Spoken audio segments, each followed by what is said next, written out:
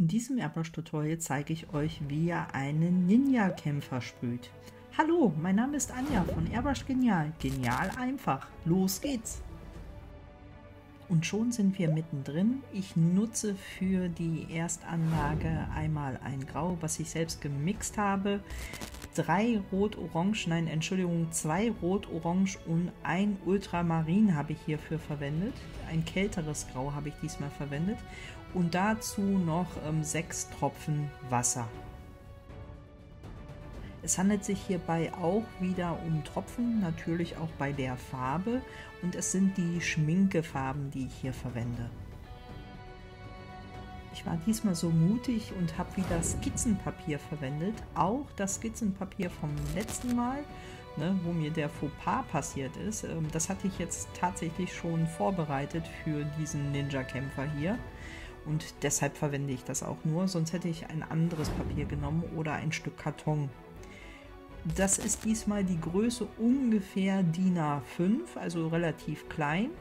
Und ich verwende hier meine 023er Düse, meine Customer Micron, meine Airbrush-Pistole. Hier arbeite ich jetzt relativ viel auch mit Verläufen, das heißt, ich gehe weiter vom Maluntergrund weg, und wenn ich näher dran gehe, dann habe ich hier so ein kleines Kurvenlineal mir zugelegt, wie ich das letzte Mal schon berichtet habe. Das größere wäre jetzt hier natürlich schwieriger zu handeln, deshalb habe ich mir auch noch kleine zugelegt.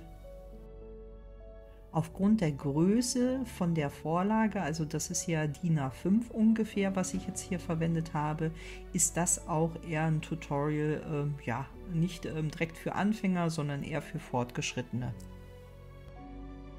Wenn ihr also noch ganz am Anfang eurer Airbrush-Karriere steht, dann macht es einfach auf einem größeren Stück Karton oder Stück Skizzenpapier, und dann wird das auch anfängerfreundlich. Ihr könnt euch auch für dieses Tutorial bzw. für dieses Projekt eigene Vorlagen ausschneiden, also sprich eine Schablone machen beispielsweise, das geht auch. Ich habe jetzt die Augen hier beispielsweise nicht abgeklebt, auch die Stirnpartie nicht und die Nasenpartie nicht. Da arbeite ich ja tatsächlich jetzt mit dem Kurvenlineal und radiere auch hier viel aus. Dafür nehme ich jetzt hier diesen präziseren Radierer, den von Tombow. Der funktioniert ganz gut auch für kleinere Partien, die eben präziser ausradiert werden sollen. Ich habe ja noch einen weicheren Faber-Castell Radierstift, den ich sonst verwende. Der kommt auch gleich nochmal zum Einsatz. Aber wenn ich jetzt hier feinere Linien eben radieren möchte, dann nehme ich diesen hier. Ich möchte auf ein paar Anfängerfehler eingehen, die sehr häufig gemacht worden sind, die ich gerne früher gewusst hätte. Also ich habe ja nicht sofort alles gelernt beim Airbrushen, und das ist mein zweiter Versuch hier gewesen, und dann habe ich es tatsächlich durchgezogen. Bei Airbrush, sage ich immer, ist kein Sprint, sondern wirklich ein Marathon. Also dranbleiben. Mein erster Punkt auf der Fehlerliste ist mangelnde Wartung der Airbrush-Pistole, das heißt mangelnde Reinigung unter anderem. Ja, dass die Airbrush-Pistole verstopft ist und deshalb kein ordentliches Spritzbild ergibt beim Sprühen. Der zweite Punkt ist zu wenig Übung. Deshalb immer fleißig Strichübung und Punktübung machen. Irgendwann ist das wichtig, natürlich auch mal die Linie, dieselbe Linie vor allen Dingen, ein zweites Mal zu treffen oder sogar ein drittes Mal. Deshalb üben, üben, üben. Bei der Airbrush-Technik ist das leider so, dass man da wirklich ein bisschen Geduld mitbringen muss. Bei mir selbst war das so, dass ich wirklich nach einem halben Jahr erst richtig mit der Airbrush-Pistole umgehen konnte und da noch immer nicht alles konnte. Ne? Also tatsächlich einfach wirklich üben, fleißig dabei bleiben, Punkt und Striche üben und auch Verläufe üben. Wenn ihr diese 3 Komponenten könnt, dann könnt ihr auch schon viel umsetzen an Projekten. Der dritte Punkt, falscher Druck und Technik. Und mit falschem Druck meine ich tatsächlich nicht den Druck auf der Airbrush-Pistole, sondern den Kompressordruck. Wenn der zu gering eingestellt ist, hat man kein sauberes Spritzbild. Ist der zu hoch eingestellt, hat man auch kein sauberes Spritzbild. Da muss man wirklich einmal schauen und das sind auch Erfahrungswerte. Also wirklich einmal austesten, womit man sich dann am besten wohlfühlt und vor allem, wo man am besten ein Spritzergebnis eben, ein gutes Spritzergebnis bekommt. Und zur Technik habe ich ja in zahlreichen Videos hier auf dem Kanal schon was gesagt. Der vierte Punkt ist unzureichende Vorbereitung des Maluntergrunds. Beispiel jetzt hier auf dem Skizzenpapier. Ich habe das auch nicht vorbereitet, muss ich dazu sagen. Großartig, ja. Aber es wäre gut gewesen, weil ich weiß, das Skizzenpapier, das macht hier ein bisschen Schwierigkeiten, wenn ich mit Maskierfilm oder ein bisschen Abklebearbeiten arbeite, dass ich mir gegebenenfalls hier das Papier zerreiße. Und das ist natürlich blöd, vor allem wenn man drüber sprüht, dann sieht das nicht mehr gut aus, wenn das Papier kaputt ist natürlich. Oder gegebenenfalls sind Löcher auch noch drin. Das heißt, immer den Maluntergrund gut vorbereiten. Fünfter Punkt, falsche Farbwahl. Ich habe mir mal Farben gekauft, die einfach für die Airbrush-Technik nicht geeignet waren. Egal wie weit ich die verdünnt habe oder eben nicht, egal wie ich es gemacht habe, es war nicht gut. Das Spritzbild war generell nicht gut. Es hat entweder gesprenkelt, die Pistole war verstopft, also die waren total ungeeignet. Deshalb einfach darauf achten. Ich glaube, wir sind jetzt bei Punkt 6 und das ist fehlende Schichten und Übergänge. Die Pistole bzw. die Airbrush-Technik ist ja prädestiniert dafür, dass man schöne, sanfte Übergänge eben zaubern kann.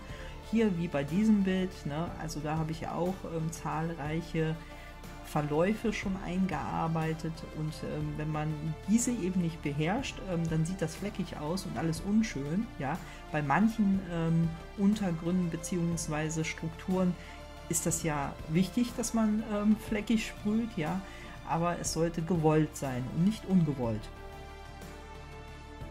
Der nächste Punkt, den mache ich heute gerne noch falsch, weil ich so ein ungeduldiger Mensch bin. Ignorieren von Trocknungszeiten. Also manchmal arbeite ich ja auch, weil es ja schnell gehen muss, manchmal zu nass. Und das ist immer auf dem Maluntergrund nicht gut, denn die Farben verlaufen dann ungewollt und das wollen wir natürlich nicht in diesem Fall. Deshalb einfach mal auf die Farbbeilage schauen, ne? Also auf dem Packungszettel sozusagen, wie das denn gewünscht ist, welche Trocknungszeiten da vorhanden sind. Und bei den Wetterbedingungen das auch berücksichtigen. Natürlich bei kaltem Wetter sind die Trocknungszeiten länger als bei sehr trockenem, heißem Wetter. Und wenn mich nicht alles täuscht, sind wir jetzt beim 8. Punkt und das ist zu viel oder zu wenig die Farbe verdünnen. Das ist, denke ich, glaube ich, selbsterklärend.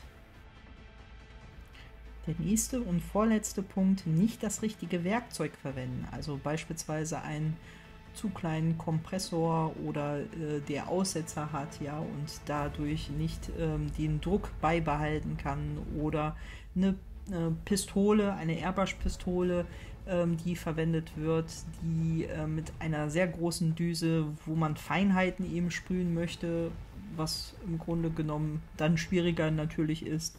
Solche Sachen sind damit gemeint. Und wenn ich mich jetzt nicht verzählt habe, sind wir jetzt beim letzten Punkt, schlechte Beleuchtung. Früher hatte ich eine sehr schlechte Beleuchtung. Am besten ist wirklich Tageslicht, ja, was ich lange nicht hatte hier. Ich habe immer auch dann einen blöden Schatten hier auf meiner Leinwand gehabt. Und dann könnt ihr euch vorstellen, was passiert ist. Ich habe nämlich nicht gesehen, ob da irgendwie Farbe schon wirklich drauf ist, wie der Farbton eben denn dort war. Ja, und dann meistens zu viel Farbe gegeben oder zu wenig Farbe. Eins von beiden. Jetzt kommt noch ein kleines Easter Egg hier und vor allen Dingen den Hintergrund gestalte ich mal anders. Also bleibt unbedingt bis zum Ende dran. Alle Materialien verlinke ich euch wieder in der Infobeschreibung. Es handelt sich dabei um Affiliate-Links, also ich bekomme dafür eine kleine Provision. Ihr habt dadurch keinerlei finanziellen Nachteil, ihr unterstützt nur meine Arbeit und den Kanal. Vielen Dank dafür. So, ich habe hier so einen kleinen Ninja-Kämpfer noch im Schatten hinterlegt, sozusagen. Und hier werde ich jetzt noch gleich ein Schwert einzeichnen. Ja, da ist mir direkt ein Fauxpas passiert, ihr seht es, aber ich werde das jetzt hier entgegenarbeiten mit einem Marker. Das sind einfach sehr kleine Details und da mache ich es mir jetzt leichter. Ja, und da bin ich gleich gespannt, was ihr zum Hintergrund sagt. Also das ist das erste Mal, dass ich das hier auf dem Kanal so vorführe. Und da bin ich ja schon ein wenig aufgeregt, also bleibt unbedingt dran.